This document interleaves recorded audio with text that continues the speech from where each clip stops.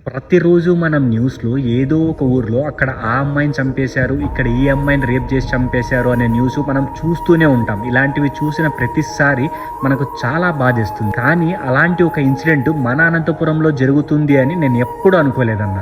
మణిపాల్ స్కూల్కి back side inter second year చదువుతున్న అమ్మాయిని తల మీద బీర్ బాటిల్స్తో కొట్టి రేప్ చేసి మరీ చంపేశారు. ఈ ఇన్సిడెంట్ జరిగి దాదాపుగా 4 to 5 days అవుతుంది ఇప్పటికి. కానీ ఇప్పటి వరకు అనంతపురంలో ఉన్న చిన్న దగ్గర నుంచి పెద్ద సోషల్ మీడియా ఇన్ఫ్లుయెన్సర్లు ఒక్కరంటే ఒక్కరు కూడా ఈ వీడియో గురించి రియాక్ట్ అవ్వలేదు, దీని గురించి మాట్లాడలేదు.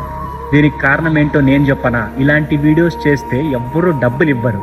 అదే మీరు ఒక 2000 3000 ఇస్తామని చెప్పండి, కళ్ళు మూసుకొని మరీ చేసేస్తారు. అయినా ఈ సోషల్ మీడియా ఉండేది జనాలకి ఉపయోగపడే వీడియోస్ చేయడానికి, అలాగే మనలో ఉన్న టాలెంట్ ని బయటికి తీసుకురావడానికి మాత్రమే. ఇదంతా స్టాప్ అవ్వాలి అని అంటే అది కేవలం ఆడియన్స్ మీ చేతుల్లోనే ఉంది. డైరెక్ట్ గా మీ మనసులో ఉండే మాట వాళ్ళకి డైరెక్ట్ గా కామెంట్ చేయండి. బికాస్ మనం తప్పు చేయనంత వరకు ఎవ్వడికి భయపడాల్సిన అవసరం లేదు.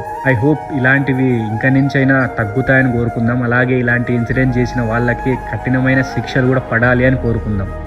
జై హింద్.